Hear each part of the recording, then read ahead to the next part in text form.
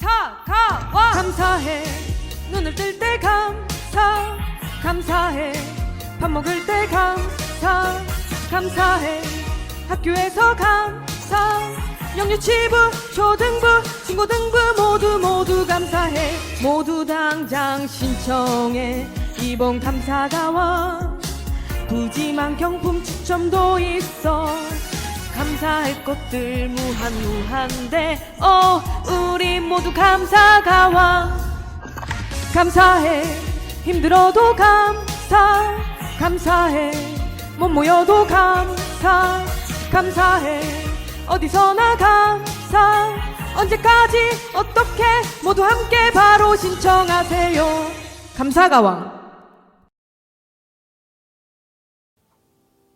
창천교회 중고등부 친구들 안녕! 친구들 한 주간 잘 지냈나요?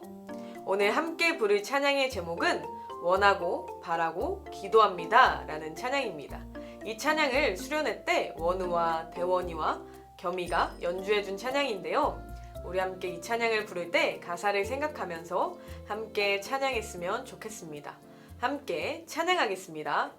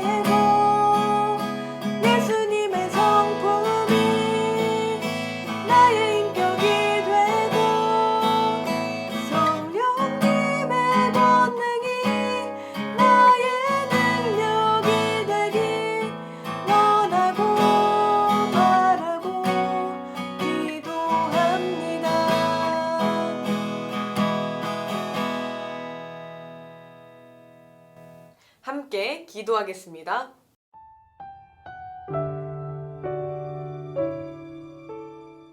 지금도 살아 역사하시는 하나님, 한 주간 알게 모르게 지은 우리의 죄를 용서해 주세요. 계속되는 코로나19로 인해 모여서 예배할 수 없지만 각자의 자리에서 주님을 예배할 수 있게 해주심에 감사드립니다. 어려운 환경과 추워지는 날씨 속에서 학업에 최선을 다하는 친구들의 건강을 지켜주시고 어디로 가든지 늘 동행하여 주세요. 고3 친구들을 위해 기도합니다. 남은 시간 힘과 용기를 내어 끝까지 잘 마무리할 수 있도록 도와주시고 친구들이 열심히 노력하고 준비한 시간을 기억해 주세요. 지금까지 배우고 공부했던 것들이 전부 기억나게 해주시고 친구들이 원하는 곳으로 갈 수 있도록 인도해 주세요. 말씀을 전하시는 이영광 전도사님을 통하여 친구들이 그 크신 하나님의 사랑을 더 깊이 알아갈 수 있도록 도와주세요. 사랑이 많으신 예수님의 이름으로 기도합니다. 아멘.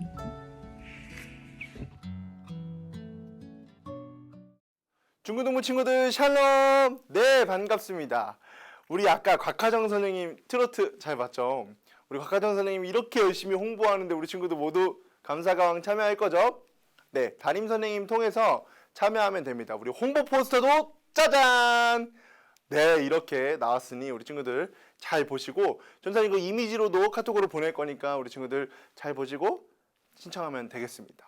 네, 오늘도 우리 하나님의 말씀을 들어볼 건데요. 하나님께서 우리에게 주시는 말씀은 누가복음 18장 1절부터 8절까지의 말씀입니다. 전사님 한번 읽어볼게요.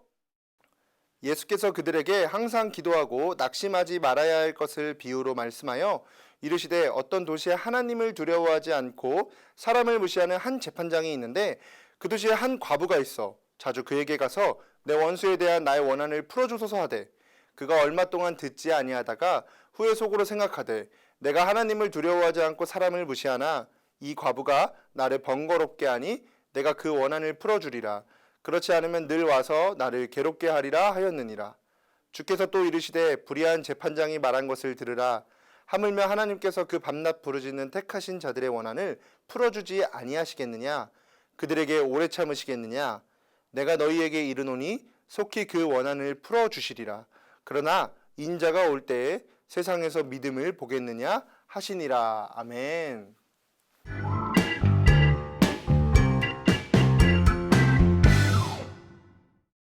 여러분이 최근에 가장 바라던 일은 무엇인가요? 우리가 시험 기간을 지나왔거나 또 시험 기간을 지나고 있으니 성적과 관련된 것일까요? 전사님도 살아가면서 참 많은 것을 바랍니다. 갖고 싶은 것, 먹고 싶은 것, 하고 싶은 것, 되고 싶은 것 등등 말입니다. 그리고 내가 바라고 원하는 것을 위해 하나님께 기도합니다. 우리 친구들은 어떤 것들로 하나님께 기도했나요? 하나님께 기도한 제목들이 이루어지지 않을 때 여러분의 마음은 어떠한가요? 전도사님은 마음이 쿵하고 내려앉을 때도 있습니다. 그런 마음을 가리켜서 낙심이라고 합니다. 떨어질 낙과 마음심이 합쳐진 이 단어는 이런 뜻을 가지고 있는데요. 네, 인터넷 사전에서 이렇게 정의하고 있습니다. 한번 읽어볼까요? 바라던 일이 이루어지지 아니하여 맥이 풀리고 마음이 상함. 바라던 일이 이루어지지 아니하여 마음이 상하게 되다. 네, 여기서 공통적으로 들어가는 말이 무엇이죠? 네, 바로 바라던 일이 이루어지지 아니하여입니다. 우리는 내가 바라던 일이 내가 원하는 방식대로 이루어지지 않을 때 낙심합니다. 우리는 자주 낙심에 시달리게 되죠. 우리의 기대대로, 우리의 바람대로 무엇인가가 되지 않을 때 하나님께서 우리의 기도를 들어주시지 않는 것만 같을 때 우리는 낙심합니다. 마음이 지하 저 끝까지 가라앉는 것 같아요. 오늘 우리가 함께 읽은 누가복음 18장 1절부터 8절까지는 예수님의 비유로 이루어진 말씀인데요. 과부와 재판관의 비유라고 불립니다. 예수님이 이 비유를 왜 말씀하셨다고 성경은 말하죠? 네, 오늘 본문 1절을 전체 세번역 성경으로 한번 읽어볼게요. 예수께서 제자들에게 늘 기도하고 낙심하지 말아야 한다는 뜻으로 비유를 하나 말씀하셨다. 아멘. 예수님께서 우리에게 늘 기도하고 낙심하지 말아야 한다는 뜻을 가지고 오늘의 비유를 하셨다고 성경은 말씀합니다. 늘 기도하는 것, 낙심하지 않는 것.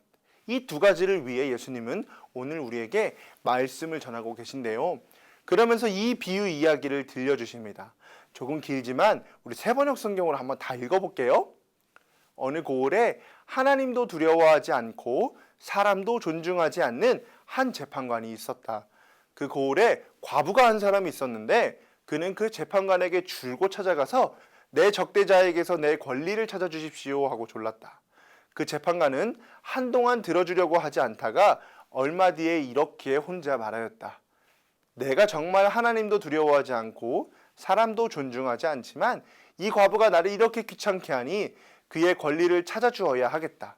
그렇게 하지 않으면 그가 자꾸만 찾아와서 나를 못 견디게 할 것이다. 아멘. 그리고는 예수님께서 핵심적인 말씀을 전하십니다.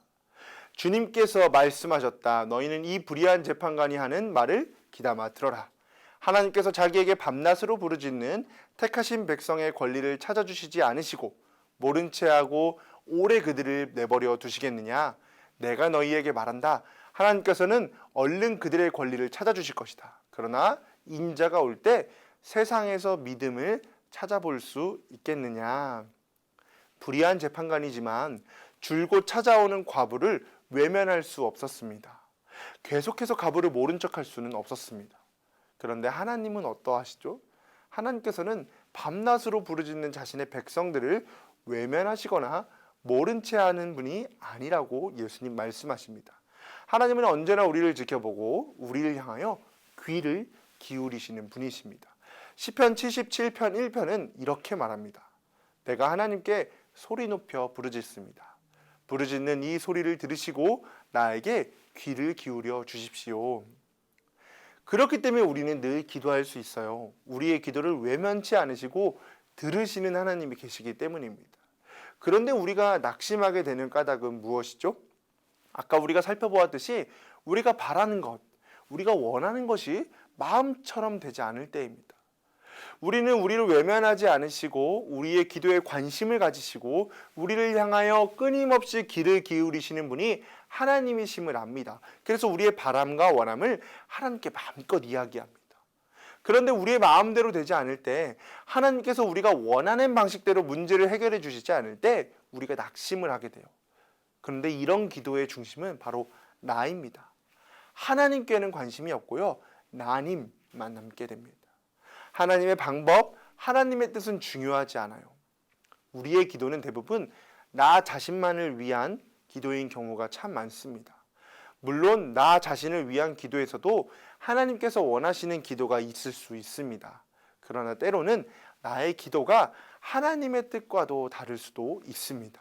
하나님의 뜻이 아닌 것이지요. 그런 기도에 하나님께서는 때때로 침묵하십니다. 그래서 우리는 낙심하게 됩니다. 마치 하나님께서 우리의 기도를 듣지 않으시는 것 아닌가 이렇게 생각하게 되는 거죠.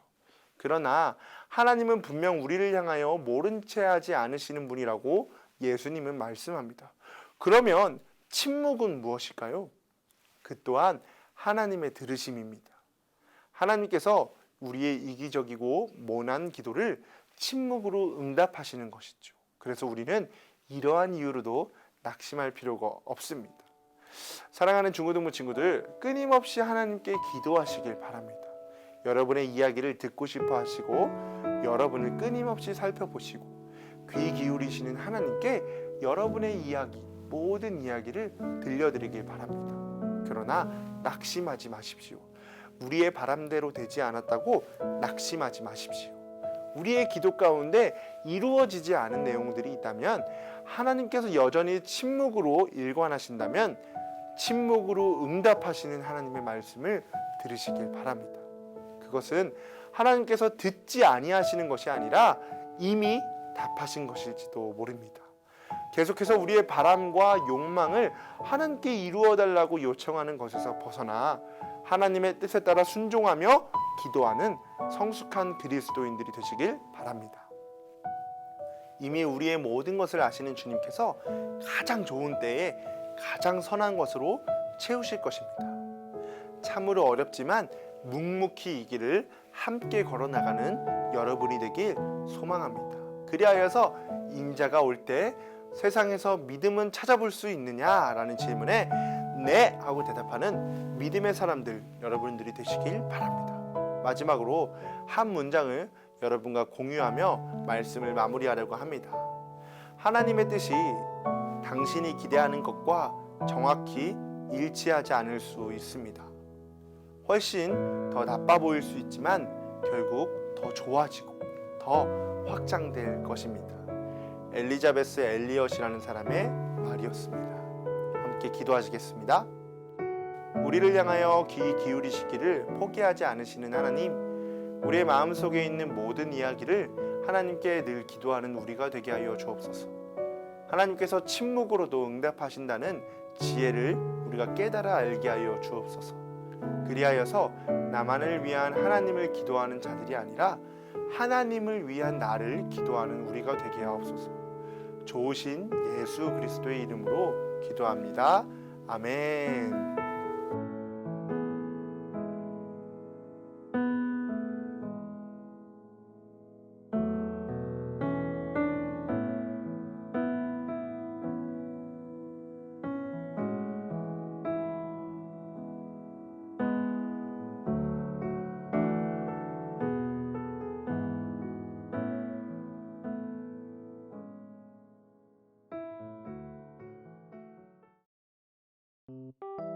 추수의 계절인 가을을 맞아 준비한 아주 특별한 행사.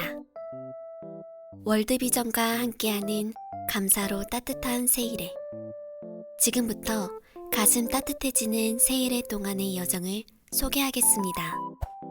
첫 번째, 이웃을 향해 사랑을 실천하는 도시락 나눔.